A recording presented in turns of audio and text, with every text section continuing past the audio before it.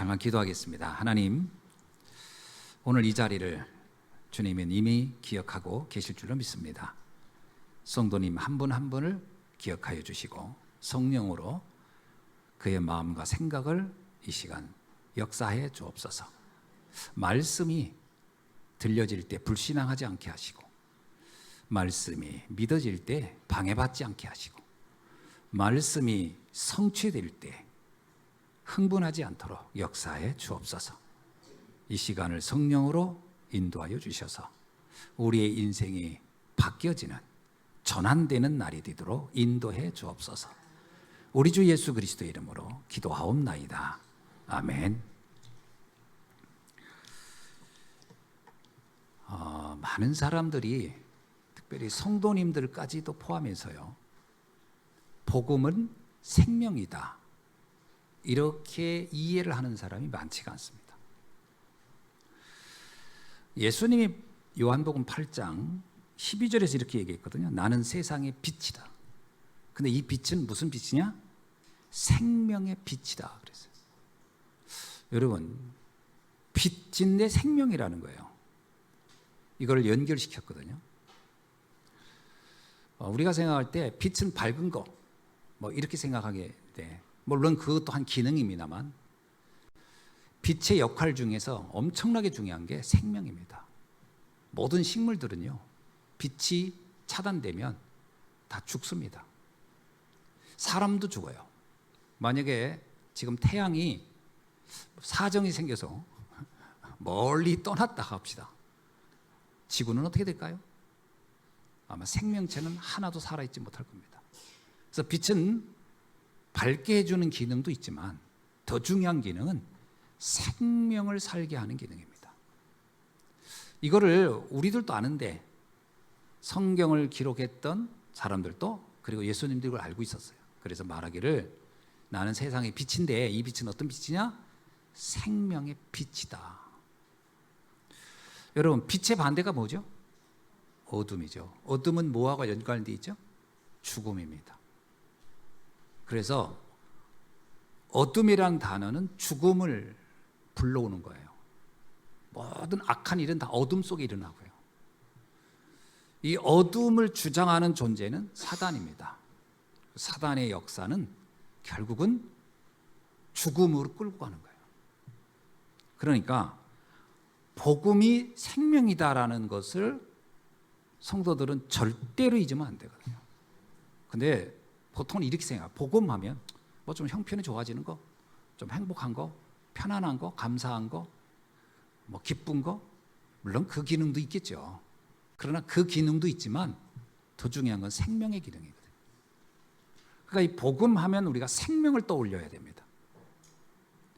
요한복음 1장 4절에도 이렇게 얘기했거든요.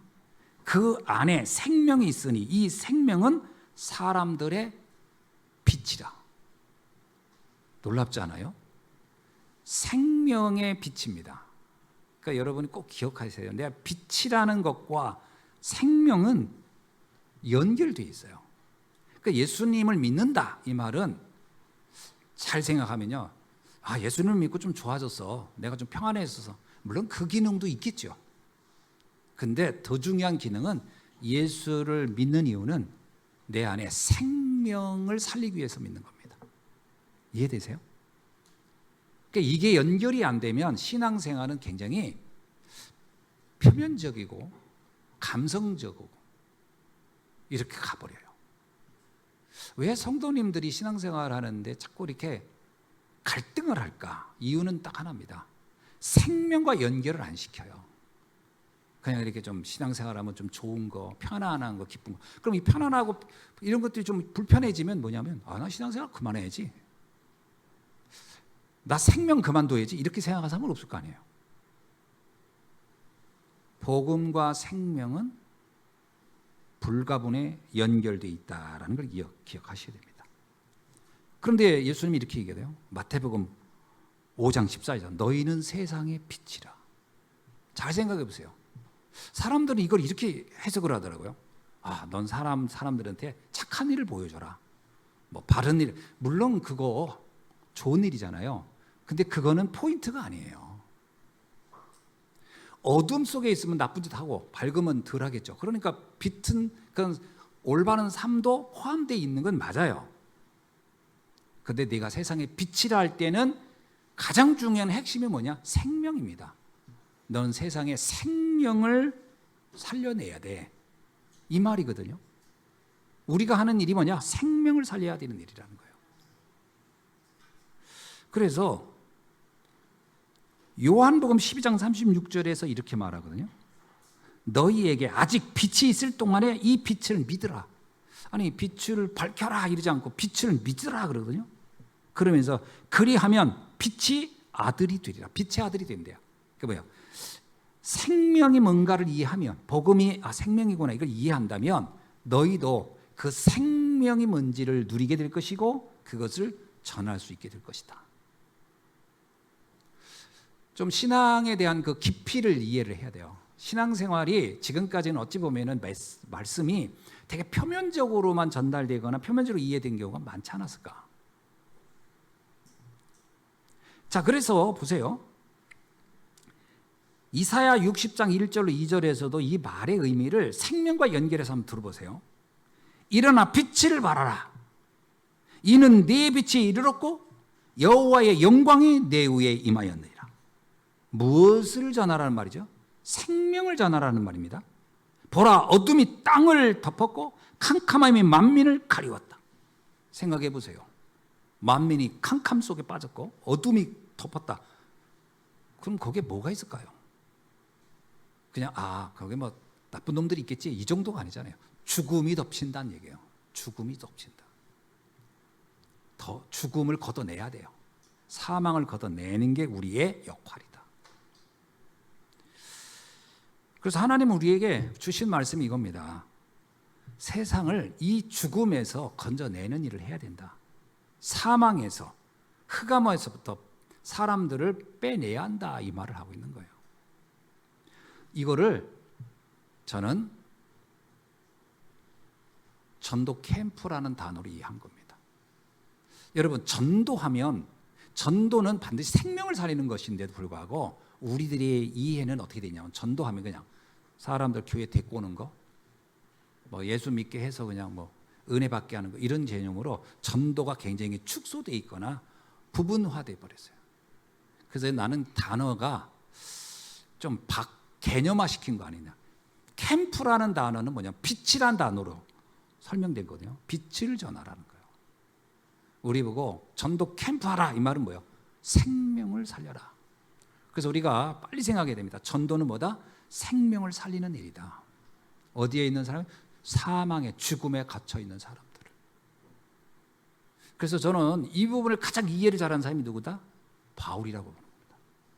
바울은 생명을 살린다는 개념을 했어요. 뭐 교인을 하나 더 늘린다 이게 아닙니다. 바울이 어떻게 교회를 키웠던가요? 아니에요. 생명 살리는 일을 했어요.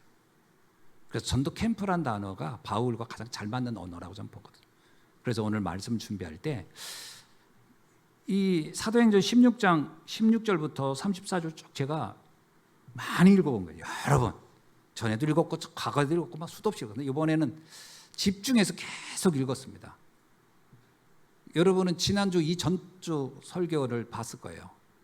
저는 이렇게 계속 성경을 그냥 따라갑니다. 그냥 너가 설교를 해놨든 안 했든 상관없이 나는 그냥 갑니다. 그리고 계속 그걸 하나님께 기도합니다. 이 말씀 통해 하나님 무슨 말씀을 하시려고 할까요? 이거를 그냥 우연히 그냥 종이가 남아가지고 쓰진 않았을 거 아니에요. 중요한 의미가 있으니까 썼을 거 아니에요. 그럼 여기에 무슨 의미가 있을까? 그때 딱 떠오르는 단어가 캠프구나. 빛을 비치는 거구나. 이 생각이 저는 딱 떠오르더라고요. 그 제목을 전도 캠프로 이렇게 잡았습니다. 이번 주 내내 그래서 이 생각이 머리를 안 떠나더라고요.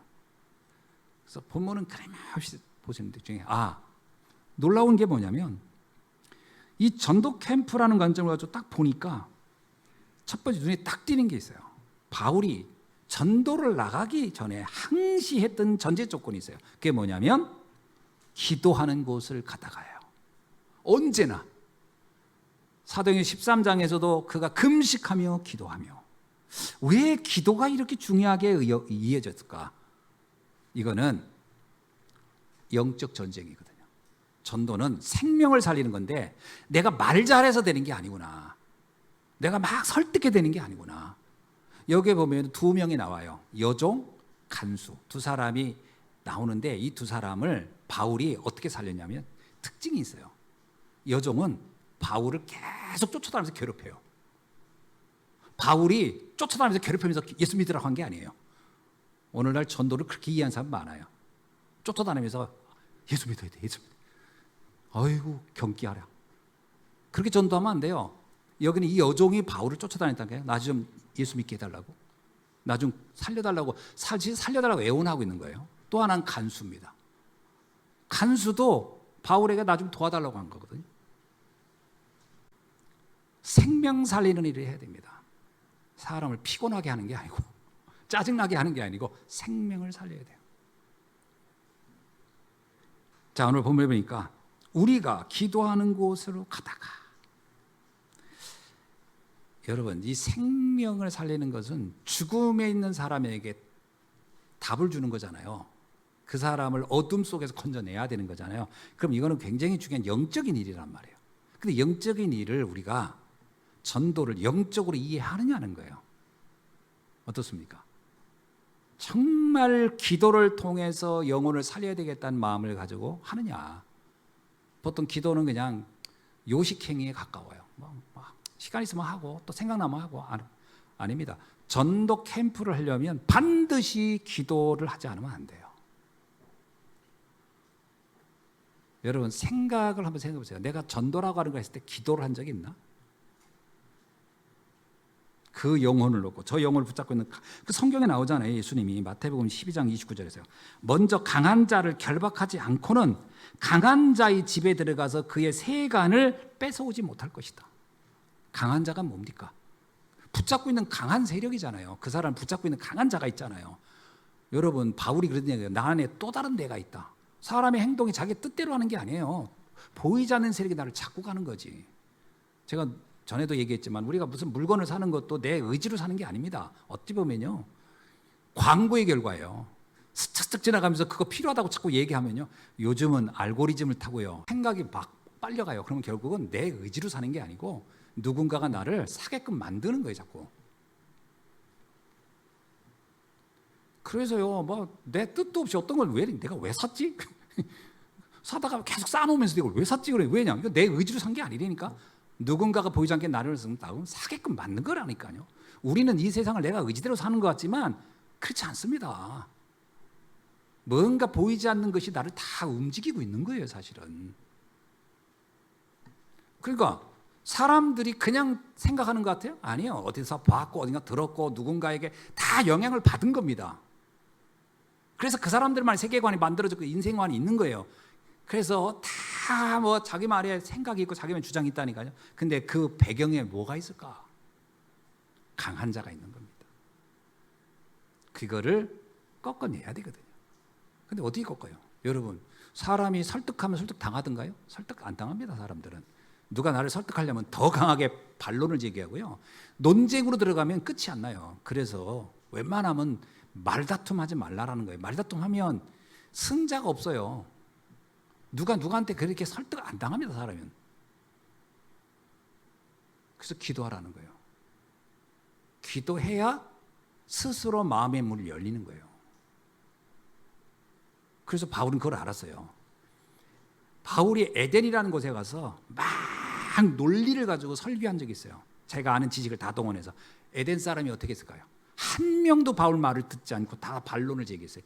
바울이 한 명도 복음을 못 넣었어요. 그때 바울이 깨달았어요. 말로 한다는 것은 이게 힘이 하나도 없는 거구나. 어떻게 된다? 기도해야 되는 거예요. 기도는 보이지 않는 영적인 싸움입니다. 믿으셔야 돼요.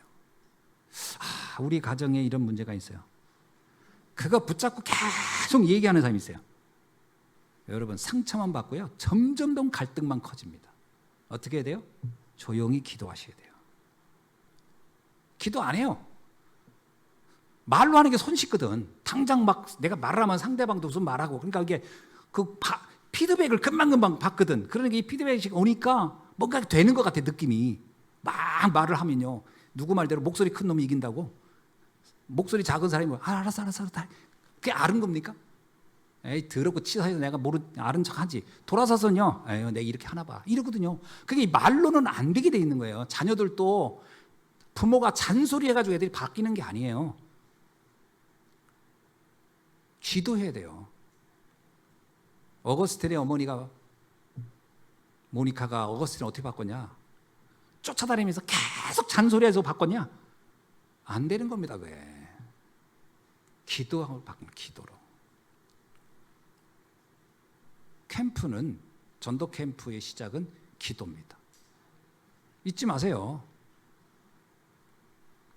강한 자를 결박해야 돼요. 모든 사람은 강한 자의 모습이 다 다르게 나타나지만 있습니다. 그 강한 자를 결박해야 돼요.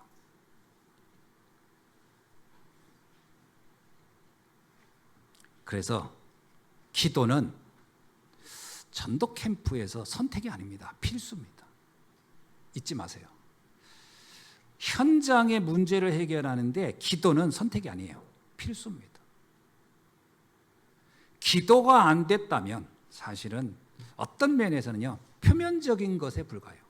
이면적인 변화는 기도를 통해서 해야 됩니다. 이거는 체험을 해봐야 알아요. 아, 기도는 이런 거구나. 그러면 기도가 필요하다는 걸 알고 하게 돼 있어요. 근데 한 번도 기도의 맛을 못 봤다. 그러면 기도하는 게 굉장히 무의미해 보이고요. 무가치해 보이고, 그리고 이게 참 부질없는 짓을 하고 있는 것 같은 느낌을 갖게 될 겁니다. 요 생각이 바뀌어야 돼요.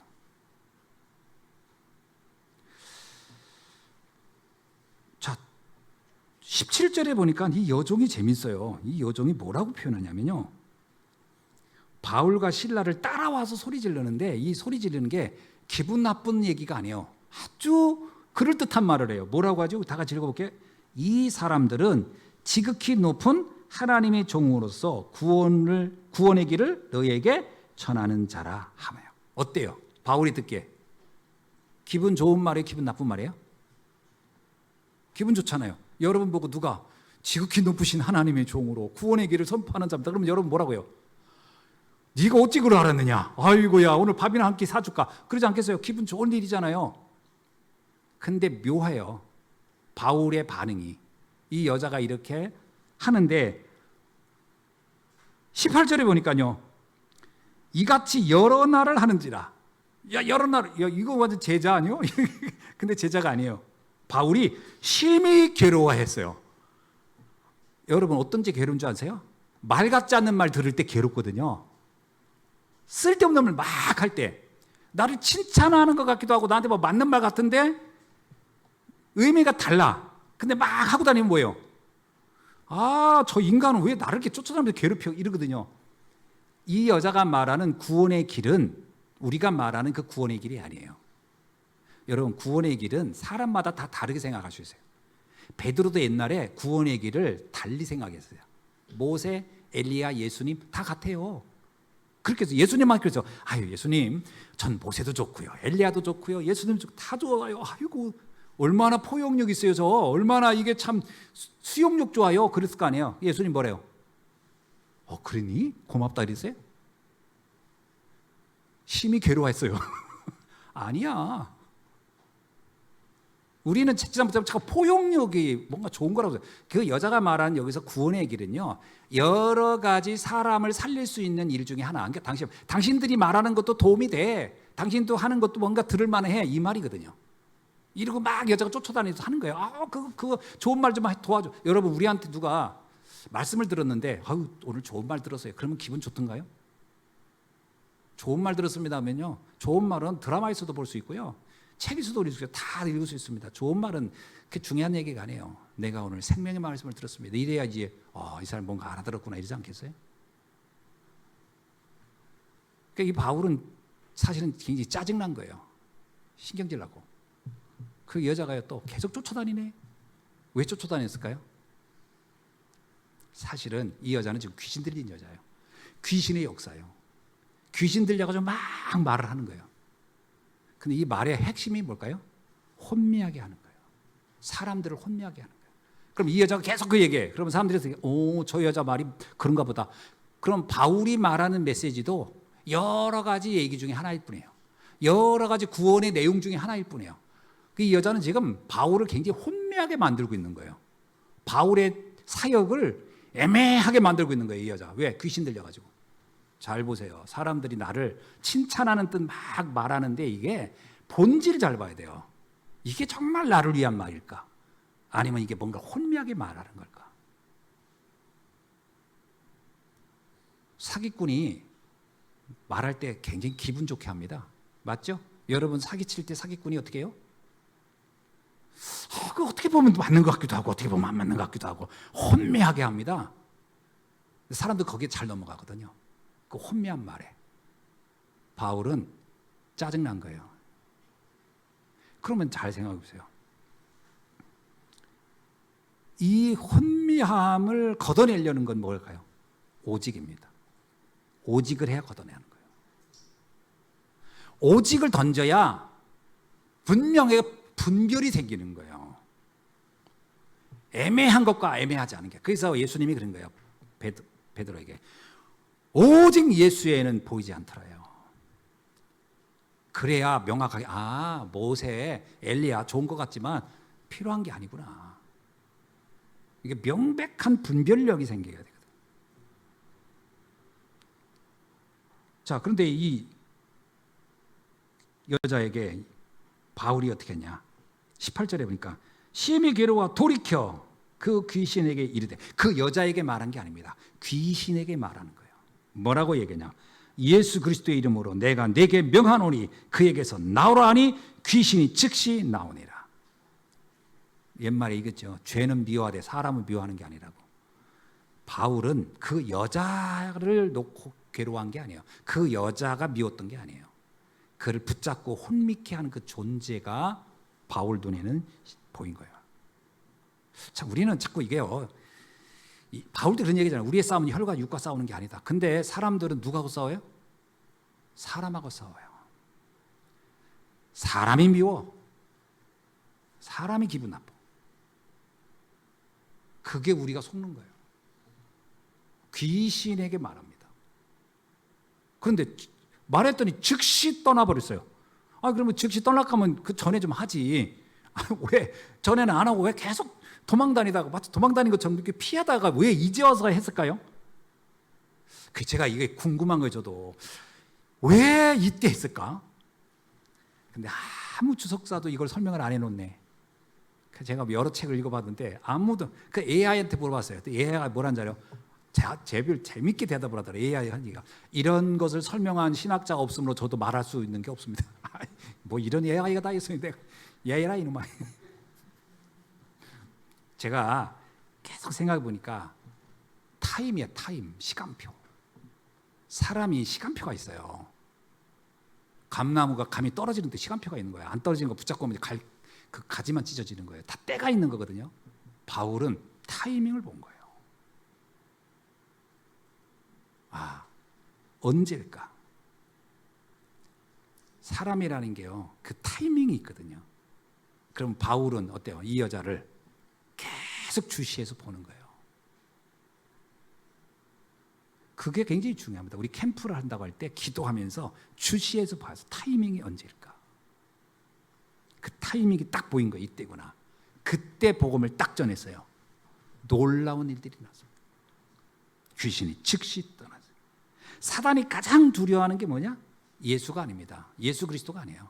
오직 예수 그리스도를 두려워하는 거예요. 오직 예수 그리스도. 그래서 여기서 나오잖아요.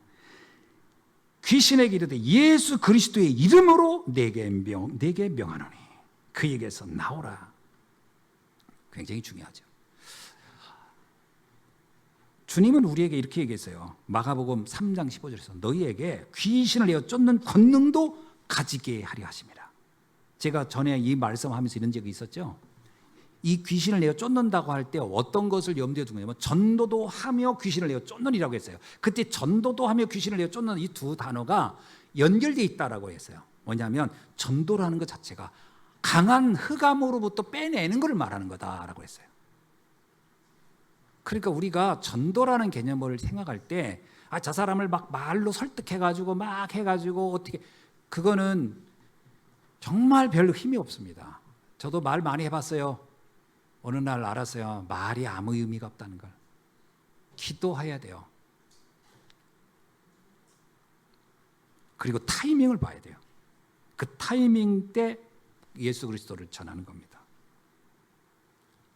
자, 놀라운 일들이 일어나니까 반응이, 피드백이 딱 와요. 피드백이 뭐냐? 사람들이 깜짝 놀래가지고, 이야, 놀라운 일을 하셨군요. 대단한 일을 하셨습니다. 우리 바울 선생님, 이렇게 나와야 되는데, 아니, 사람들의 반응은 전방대였어요.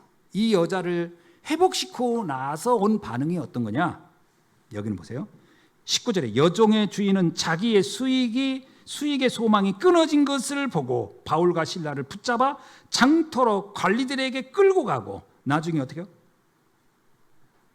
22절이니까 무리가 일제 일어나 고발하여 상관들이 옷을 찢어 벗기고 매로 치니라. 야, 진짜 생명 살려놨더니 결과는요, 참혹한 결과가 온 거야. 막 핍박이 오고 막 옷을 찢고 때리질 않나? 여러분 같은 전도 하세요, 안 하세요? 에이, 뭐 이런 전도가 아니, 이 복음을 들어가지고 살려놨더니, 복음 들어서 이 사람 치유해놔서 정말 정상적인 삶을 살게 했더니 막 이단이니 뭐 욕하고 비난하고 막, 그러면 나 진짜 이거 하기 싫으네, 이러고 싶지 않겠어요? 전 그럴 것 같아요.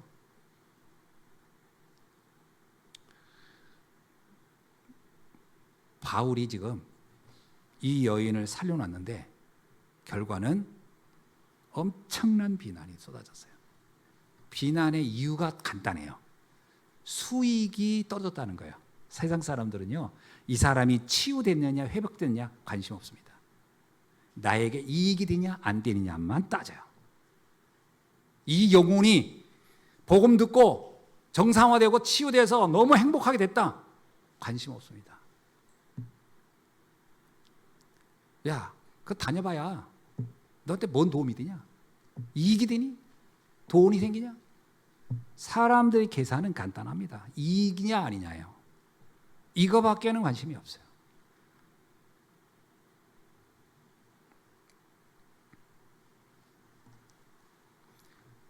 사람은요, 돈이라면 누가 그러잖아요. 귀신한테라도 다 사정을 해가지고 돈 벌려고 싶어요. 그러니까 영혼이라도 팔아서라도 돈 벌겠다는 사람 많거든요. 돈 벌려면요, 별짓을 다 합니다. 지금 이 사람들은 귀신을 이용해서라도 난 돈 벌겠다는 거거든. 그러니까 이게 불신자의 세계가 얼마나 참혹한지를 알아야 돼요. 그 근본을 잘 들어가면요, 창세기 3장, 6장, 11장입니다. 하나님 없이 네 마음대로 해봐, 너 행복할 수 있어. 하나님 없이 물질만 있으면 되고 성공만 하면 돼. 그 나머지는 그 중요한 거 아니야. 그거면 다 돼. 그거면 되지 뭐. 인생 뭐 있어? 시큰 돈 벌고 돈 쓰다가 가는 거지 뭐. 그게 다 아니야? 사람들은 다 거기에 각인돼 있어요. 거기에 조금만 피해를 입는다? 용납 못합니다. 바로 분노하고 바로 저항하고 바로 비난하고 이렇게 된 거예요. 그래서 바울이 이렇게 얘기했어요. 이런 망대를 바꾸는 게 쉬울까요? 전 쉽지 않을 것 같아요. 누가 그러더라고요. 3살짜리, 4살짜리도요, 용돈으로 100원짜리 주고 10,000원짜리 줬더니 100원짜리 집어 던지더라. 이거 본능적으로 압니다. 이 돈이 얼마나 나한테 유용한지를. 수익을 위해서 뭐든지 다 해요. 그래서 바울이 디모데전서 6장 9절로 10절에 재미난 표현을 부자가 되려는 욕망에 잡혀 영적인 가치를 알지 못하면 파멸과 멸망으로 가게 될 것이다. 여러분, 사람이 부자가 되고 싶은 욕망 누구나 있어요. 근데 여기에 잡혀가지고 이거밖에 안 보이면 멸망과 파멸로 간다는 거예요. 그러면서 이런 표현을 해요. 돈을 사랑함이 일만 악의 뿌리니라. 여러분, 여기서 잘 들어봐야 돼요. 돈을 좋아하는 것과 돈을 사랑하는 건 완전 다른 얘기예요. 저는 돈을 좋아합니다. 돈 싫어하는 사람 손 들어봐요. 다 돈은 좋아해요. 근데 돈을 사랑하면 안 돼요. 사랑하는 것과 좋아하는 건 완전 다른데 잘 보세요. 사랑하면요 어떤 일을 하게 되냐면 사랑하면 희생하고 헌신하고 포기하고 다 합니다. 어떤 경우는 생명도 드려요. 사랑하기 때문에. 부모가 자녀를 좋아만 하면은 그 자녀가 짜증 날 때는 버립니다. 사랑하면 다 양보하고 희생합니다. 그죠? 사랑하면은 희생해요. 그런데 돈을 사랑하면 어떻게 될까요? 돈 때문에 다른 걸 다 희생해도 되는 거예요. 가족 관계도 끊고 자녀 관계도 끊고 혈연 관계도 끊고 친구도 끊고 다 끊을 수도 있어요. 왜? 돈이면 다니까. 그게 돈을 사랑하는 사람이 자세입니다. 근데 돈을 좋아하면 어떻게 될까요? 사랑하는 것을 위해서 돈을 쓸 수가 있어요. 여러분 돈을 좋아하지만 사랑은 누구한테 해요? 자녀한테 하죠. 그래서 그 돈을 사랑하는 자녀한테 쓸 수가 있는 거예요. 사랑을 어디다 하느냐가 중요해요. 사랑을 어디다 하느냐. 오바다, 브리스 아굴라, 가이오 같은 사람은 복음을 사랑했고 전도자를 사랑했고 교회를 사랑했어요. 그래서 좋아하는 돈을 갖다가 그것을 내다 쓸 수가 있었고 희생할 수 있었어요. 무엇을 사랑하느냐라는 게 되게 중요해요. 그래서 예수님이 이런 얘기잖아요. 돈이 있는 곳에 네 마음이 있다. 그러니까 무엇을 사랑하느냐를 볼 수 있는 것은 그 돈의 흐름을 보면 알 수 있다는 거예요. 돈의 흐름을 이렇게. 근데 돈을 사랑하는 사람은 흐름이 어디로 가 있어요? 사람을 뺏어서 여기다 채우는 거예요. 가장 최악의 경우예요, 그거는. 그러니까 나를 사랑하는 사람이 돈을 벌어 오는 것은 좋은 거지. 그러니까 사랑의 기준이 어디 있느냐라고 한 거죠. 그래서 바울이 얘기한 거예요. 돈을 사랑하지 말고 좋아하라는 거예요. 여러분 돈을 좋아하시기 바랍니다. 그리고 사랑하는 복음을 위하여, 가족을 위하여, 교회를 위하여, 전도자를 위하여, 그리고 우리의 현장을 위해서 쓰는 거죠. 아멘이죠? 그렇게 되는 거죠. 근데 지금 여기 나오는 불신자들은 어떠냐? 사실은 돈을 사랑하는 사람들이에요. 그래서 이들은 그 여자가 죽든지 말든지 귀신 들려 있든지 말든지 이 사람이 치유가 되든지 말든지 아무 관심이 없는 거예요. 왜? 돈만 벌어다 주면 돼. 참 무서운 세상이죠. 그 사람은 돈을 사랑하는 거고 사람들이 죽고 사는 건 관심이 없는 거죠. 무서운 세계가 되는 거죠. 이렇게 바뀌어가고 있다. 이곳이 바로 죽음의 땅이에요. 여기가 바로 캠프해야 할 곳이죠. 바울은 알았어요. 그래서 내가 여기서 캠프해야 되겠구나. 사람들이 이렇게 잡혀 있구나. 이곳을 살려야 할 이유가 있는 겁니다. 그러니까 이게 보면 우리가 무서워 도망가는 게 아니에요. 그래서 이곳에 우리가 복음 전하는 겁니다. 요한복음 6장을 한번 볼까요? 6장에 보면 재미난 얘기가 나오는데 오병이의 기적입니다. 보리떡 5개 하고 물고기 2마리로 5,000명을 먹인 사건이거든요. 그 먹이고 나서 예수님이 어떻게 했냐면요. 그게 갈릴리 바다 옆에서 한 거예요. 갈릴리 바닷가에서 그 일을 하고 예수님이 조용히 배 타고 건너편으로 갔어요. 그러니까 그 모였던 사람들을 모르게 떠났습니다. 그래서 예수님이 간 장소가 가버나움이에요. 가버나움으로 가 있는데 제자들이 그랬어요. 아니 예수님 저 사람들을 그렇게 두고 여기 오면 어떡합니까? 그랬더니 예수님이 아무 말 안 해요. 좀 있으니까 그들이 다 왔어요. 어떻게 하냐? 그 호수가 엄청 크거든요. 그 먼 길을 걸어가지고 열심히 예수님을 따라온 거예요. 왜 왔을까? 예수님이 그 사람한테 한 얘기예요. 너희들이 나를 따라온 것은 뭐라고 표현했냐면 이렇게 얘기했어요. 너희가 나를 찾은 것은 그게 26절, 27절에 나와요. 떡을 먹고 배부른 까닭이라. 내가 떡 주고 밥 줬더니 너무 좋아가지고 그것 때문에 지금 나를 따라 이 먼 길을 걸어왔구나. 오늘날 잘못하면요 신앙인들이 예수님을 열심히 믿는데 그 이유가 떡이 생기고 밥이 생길까 봐 열심히 헌신하면서 따라갈 수가 있어요. 그때 예수님이 이렇게 얘기해요. 썩을 양식을 위하여 일하지 말고 영생하도록 하는 양식을 위하여 하라. 되게 충격적인 얘기죠. 이게 뭐예요? 이제 내가 그 썩어지는 음식 더 이상 안 줄 거야 이런 얘기거든요. 그리고 나서 예수님이 재미난 표현이에요. 48절에 내가 곧 생명의 떡이니라. 야, 진짜 이게 도저히 이해할 수 없는 말을 한 거예요. 아니 지금 이 사람들은 육신의 떡을 위해 왔는데 예수님은 이제 그 떡은 안 주고 나를 줄게 그런 거예요. 그러니까 이 사람들이 볼 때 뭐야 우리가 예수님을 뭐 뜯어먹어 어떻게 할 수가 없잖아요. 그러니까 이들이 어떻게 했냐 66절에 이렇게 나와요. 그때로부터 그의 제자 중에 많은 사람들이 떠나가고 다시는 그와 같이 다니지 아니하더라. 갔다가 다시 온 게 아니에요. 우리가 잘못 봤어 사람. 다시는 오지 않았어요. 다 가고 안 왔어요.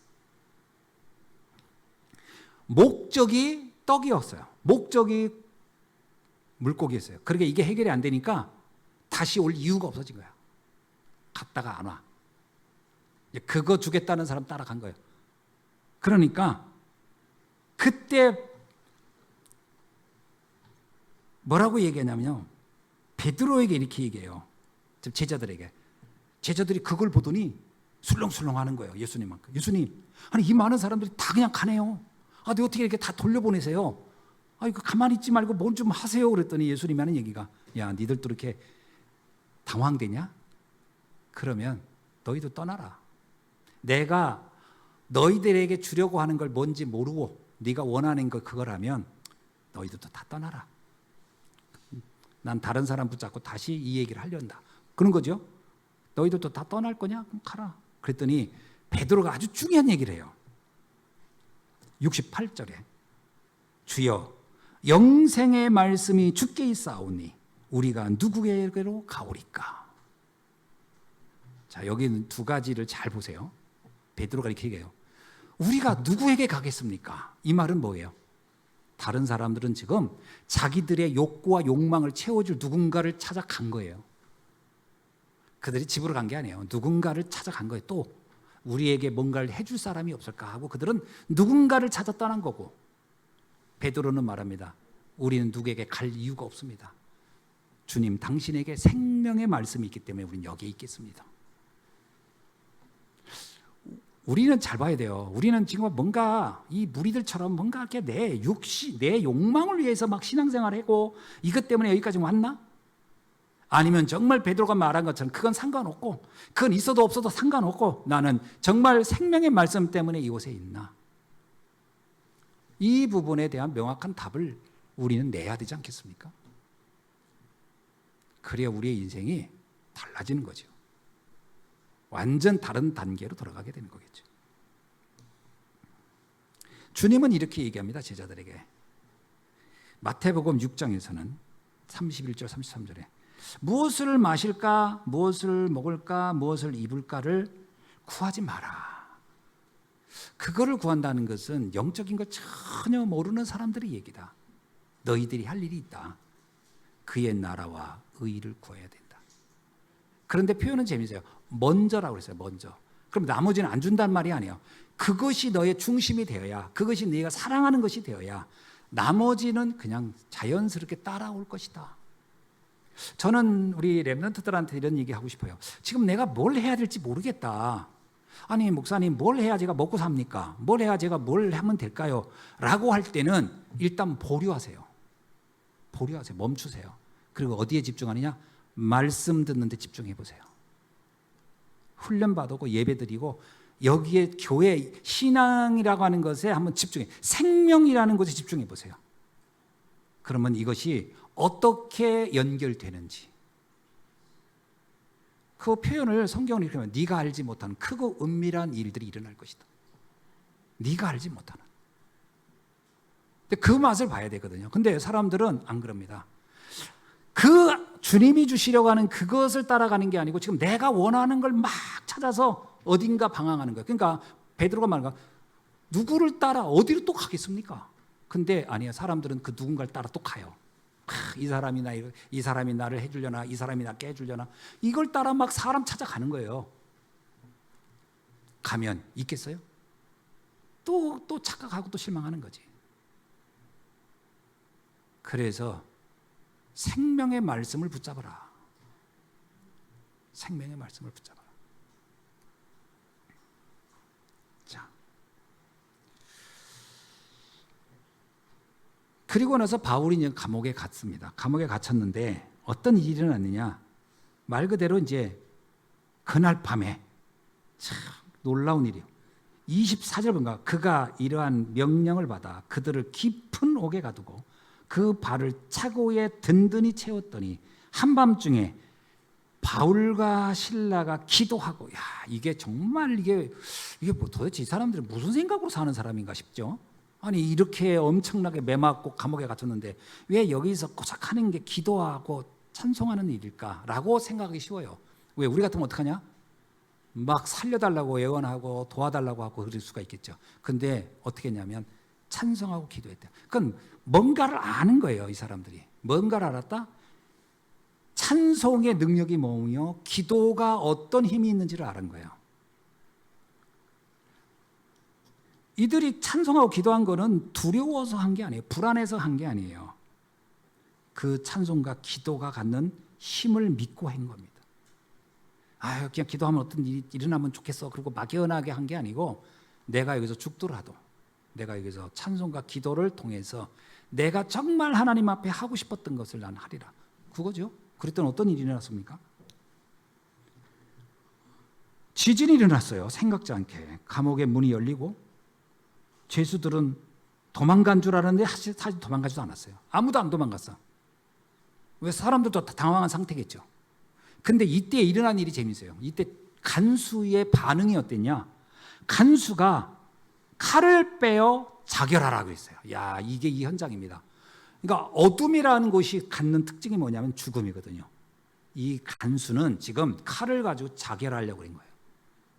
사람이 그렇게 쉽게 죽는 게 아니거든요. 근데 자꾸 죽으려고 했다라는 것 자체가 뭔가 지금 자기도 모르게 잡혀 있는 겁니다. 막 자꾸 죽고 싶어서 막 자결하려고 그래, 막 칼로. 바울이 뭐라고 하냐면요, 크게 소리 질렀어요. 너무 급한 일이니까. 28절에 보니까 내 몸을 상하게 하지 말라. 우리가 다 여기 있노라. 우리는 아무도 안 도망갔어. 너 걱정하지 마. 우리는 그냥 여기 있으니까 염려하지 마. 그리고 너 왜 너 죽으려고 하냐 이거거든요. 바울은 뭐에 관심이 있어요? 수익에 관심 있는 게 아니라 생명에 관심 있는 거예요.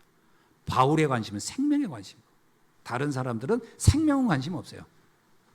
수익에 관심 있는 거죠. 완전 차이가 다르죠.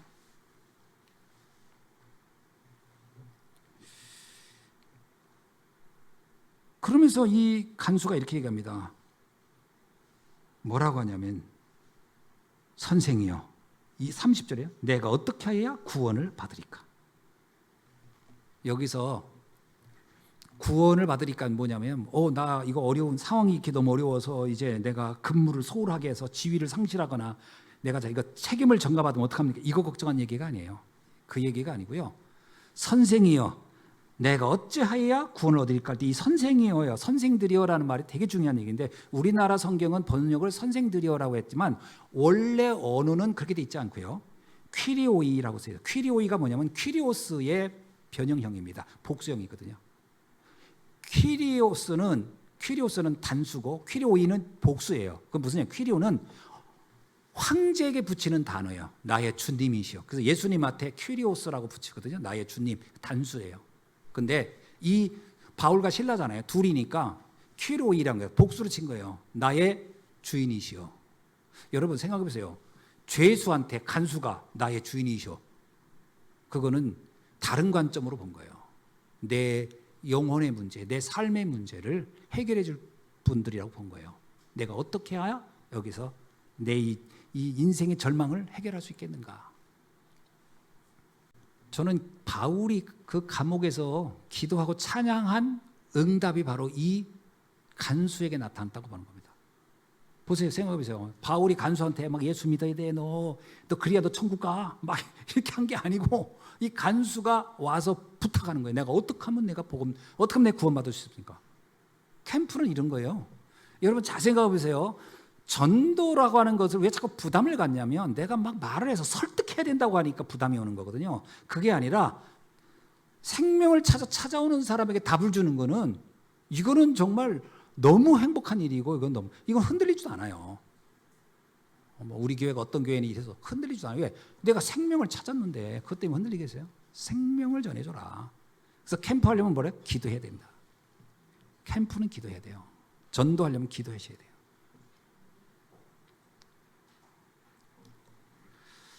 하나님은 어떤 상황이든 사건이든 상관치 않아요. 거기에 예비된 사람을 준비해요.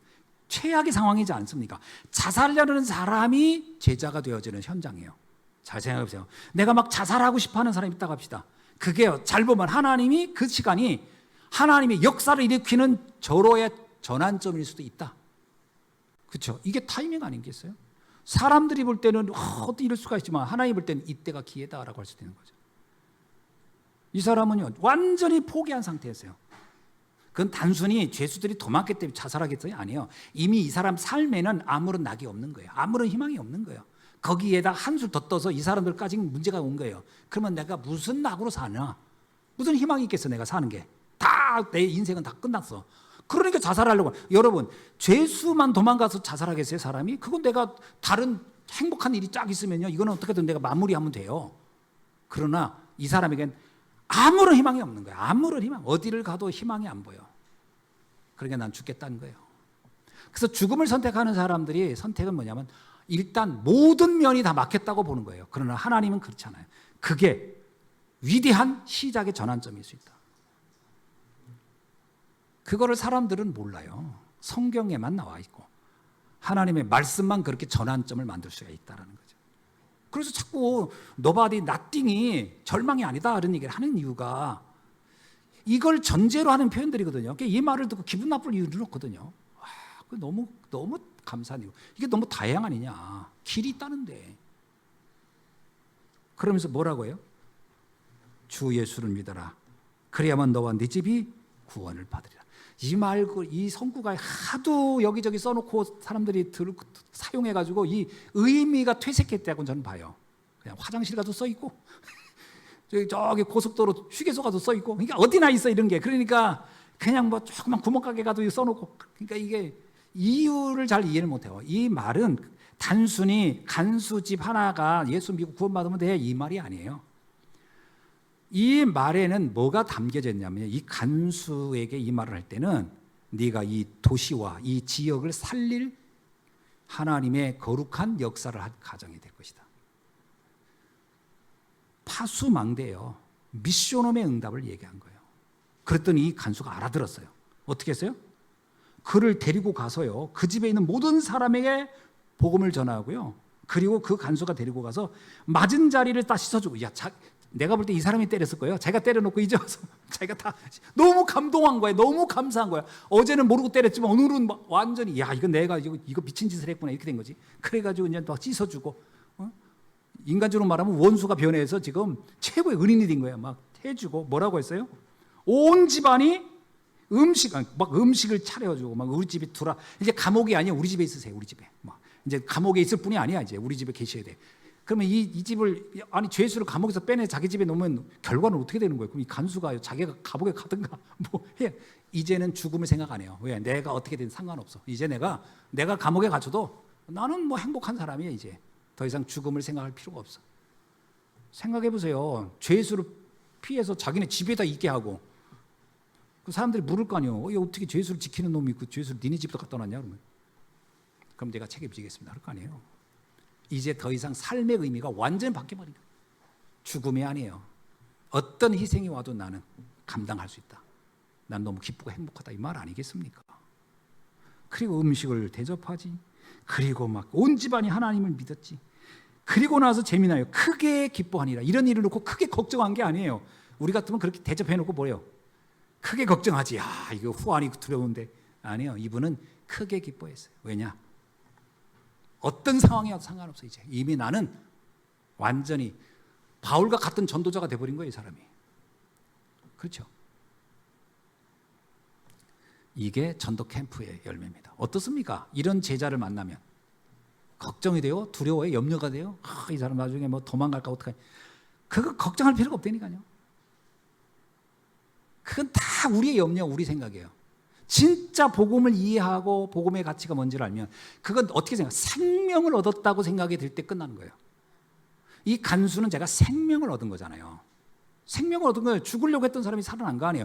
그런 사람에게 뭘 우리가 뭐 걱정되고 도망가고 뭐 변질되고 이런 걱정 왜 합니까? 할 이유가 없지. 복음을 형편 조금 좋아지는 거로 조금 상황을 좋게 하는 이렇게 이해했을 때는 불안하지만 생명을 얻는 걸로 이해한 사람은 걱정할 필요가 없는 거예요. 자, 말씀을 맺습니다. 다락방 운동이 뭘까요? 전 세 가지로 말씀드리고 싶어요. 하나는 뭐냐면 생명이 뭔지를 알고 이거를 전하려는 사역자를 준비하는 겁니다. 그죠? 사역자는 말 잘하는 사람을 준비하는 게 아니에요. 생명의 가치를 알고 이 땅이 필요한 게 생명이구나. 이걸 내가 말해줘야 되겠다. 이걸 준비하는 사역자예요. 이게 다락방이 제일 중요하게. 그래서 사실 다락방 뭐 훈련이 많고 어쩌고 근데 그거는 다 그런 사람을 세우기 위한 하나의 수단인 것이지 목표는 뭐냐면 생명의 가치를 아는 사역자를 만들어내는 겁니다. 아무리 말 잘하고 똑똑해도 뭐 생명의 가치도 없고 뭐 이것도 이해도 이런 사람 1000명 10,000명 있으면 뭐예요? 세계보고만 안 되지. 생명이 뭔지를 아는 사람. 두 번째는요. 이 간수나 이 루디아 같은 사람입니다. 복음이 얼마나 소중한지 알고 그리고 모든 사람에게 이 복음이 필요하구나. 나만 필요한 게 아니라 모든 사람에게 이 복음이 필요해라고 말해줄 수 있는 사역자가. 여러분 사명자가 필요해요. 사역자는 메시지를 전해주는 사람이고 사람들을 모으는 건 사명자거든요. 사명자가 필요한 겁니다. 그래서 다락방 운동은 쉽게 말하면 오직 복음에 답난 사역자와 그 복음의 가치를 아는 사명자가 만나는 겁니다. 그래서 세 번째는 뭐냐? 이게 파급되는 거예요. 이게 우리 가정에서 우리 지역에서 이게 이 민족에게 그리고 전 세계로 파급되어 가는 것입니다. 이게 다락방 운동이에요. 본질적으로 보면 그런 겁니다. 그러니까 이게 이해가 안 되는 사람들은 그 본질은 빼놓고 그 부차적인 것 놓고서 이게 뭐 옳으니 그르니 자꾸 그러는데 저는 지금까지 제가 한 20몇 년을 훈련 받으면서 깨달은 거 그거야. 아, 사역자를 세워내는 것이고 사명자를 만들어내는 것이고 이것이 전 세계로 파급되어지는 것을 말하는 거구나. 저는 오늘 이 빌립보서에서 일어난 이 말씀 사건을 이렇게 보면서요, 전 정말 많은 은혜 입었어요. 아, 이게 정말 이렇구나. 한번 쭉 읽을 때는 뭔 말인가 그냥 쉽게 뭐 그런 얘기겠지 했는데 힘도 있게 보니까 너무너무 많은 것들을 깨닫게 되더라고요. 기도하겠습니다. 하나님 감사합니다. 우리 사랑하는 예수 함께 모든 성도님들마다 복음의 생명의 가치를 반드시 발견할 수 있도록 인도하여 주옵소서. 세상이 다 막힌 것 같은 이 절망의 현장에도 하나님은 그것이 바로 세계복음화의 전환점이고 모든 사람을 살리는 하나님의 유일한 역사의 가장 중요한 현장임을 오늘 말씀을 통해 깨달았습니다. 이 비밀을 붙잡고 나를 살리고 현장을 살려가는 전도자들이 되게 하옵소서. 주 예수 그리스도의 이름으로 기도하옵나이다. 아멘.